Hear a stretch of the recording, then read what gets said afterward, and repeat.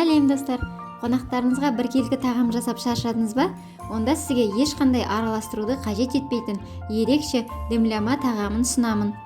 Барлық құрамды салып жіберіп піс қазанын пістесеңіз, тағам өзі дайын болады. Ол үшін бізге 700 грамм ет, 1 келі 200 грамм картоп, 1 дана пияз, толығымен 1 сарымсақ, 300 грамм орам жапырақ, 1 сәбіз, 2 қызанақ және де 150 грамм сұйық май қажет. Алдымен етімізді 4 бұрышты орташа бөліктерге бөліп, кесіп аламыз. Қазанымызға майымызды құйып, туралған етімізді саламыз.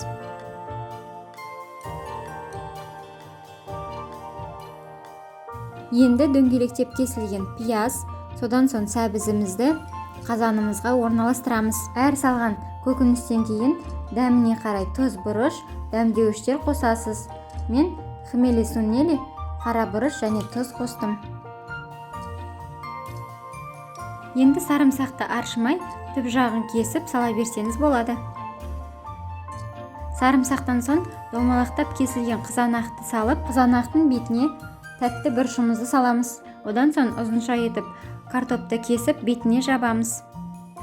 Картоптан кейін қалған пиязды үстіне қосып, бетіне тұз бұрыш дәмдеуіштер сеуіп, орам жапырақты біртіндеп алып, бетіне жабамыз. Айта кететін жайт, орам жапырақ толықтай картоптың бетін жабуы тиіс.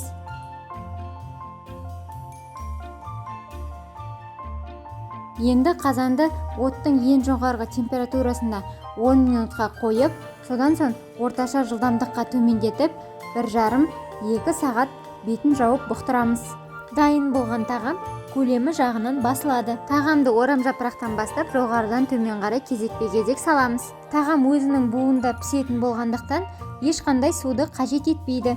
Қонақ келгенде немесе дүкен аралап кеткенде таптырмас тағамдардың бірі.